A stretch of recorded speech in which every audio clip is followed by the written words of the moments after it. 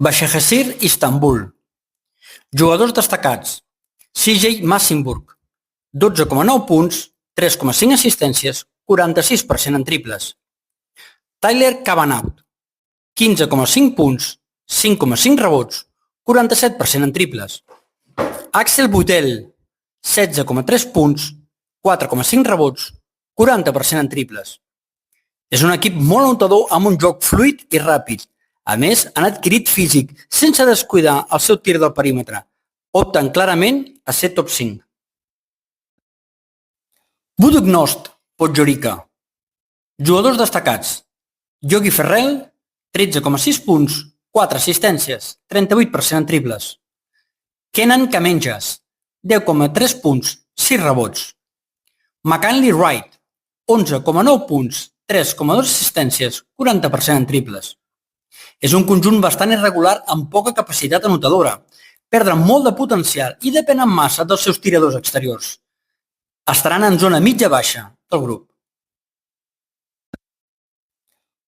Besiktas, Istanbul. Jugadors destacats: Dustin Sliva, 9,6 punts, 4,8 rebots, 38% en triples. Emmanuel Terry, 12,8 punts, 8,5 rebots, 62% en tirs de camp.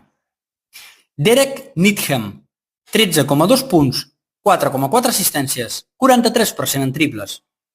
Adquireixen més defensa i milloren des del percentatge al triple, especialment amb la figura de Dustin Sliva. Sumen jugadors amb experiència sense perdre els que tenien, sent uns rivals més temibles. Opten clarament a ser top 5. Dolomiti Energia Trento. Jugadors destacats: Miles Cale, 16,5 punts, 4,8 rebots, 39% en triples. Jordan Bahey, 8,5 punts, 5,2 rebots, 55% en tirs de camp. Anthony Lamb, 19,5 punts, 6 rebots, 36% en triples. Sumen efectius físics que els faran a pujar al nivell. Tenen una bona bateria de jugadors exteriors i bons llançadors des del triple.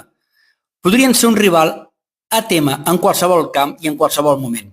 Jugador a seguir, Anthony Lamb. Primera vegada a Europa. Trefl Sopot. Jugadors a seguir: Tariq Phillips, 9,1 punts, 3,9 assistències, 35% en triples. Andy Van Vliet, 12,2 punts, 5,8 rebots, 36% en triples. Trey McGowens, 15,5 punts, 4,9 rebots, 38% en triples.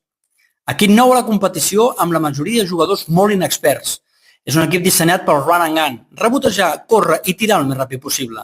Segurament zona baixa del grup.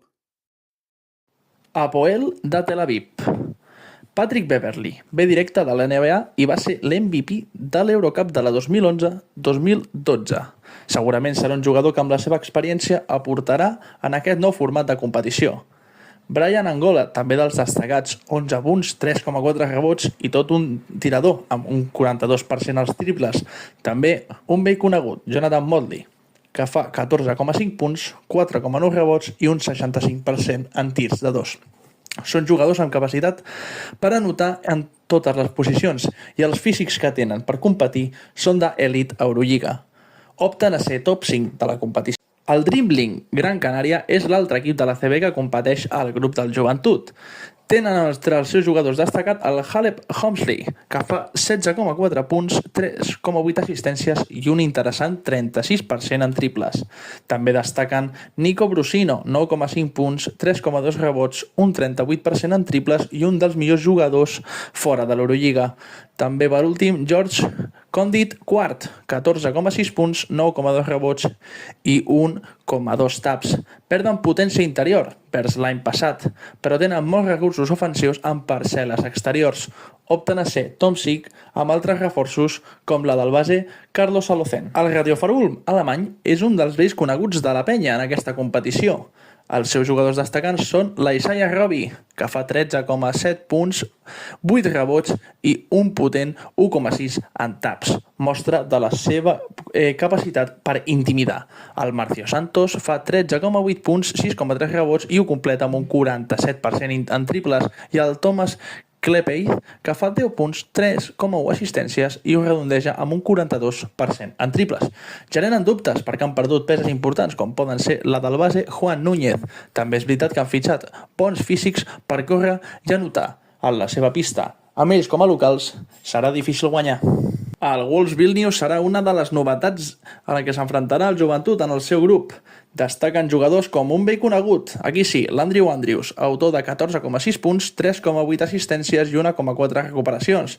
Sean Thurman, també 14,3 punts, 4,6 rebots i 0,9 recuperacions. Ho completa Anthony Cowan com a jugadors destacats amb 12,2 punts, 5 assistències i un 41% en triples. Vers l'any passat han millorat en diverses facetes, poc joc interior i amb el dubte d'un vell conegut de l'ACB, com és Arnoldas Kulboka. Si treballen junts, poden donar alguna sorpresa. I acabem aquest repàs abans de donar el nostre top 5 final amb, evidentment, el nostre equip, la Penya. Han fet fitxatges que pugen al nivell de l'equip respecte a l'any passat. Poden ser el cas de Cassius Robertson o d'Adam Hanga.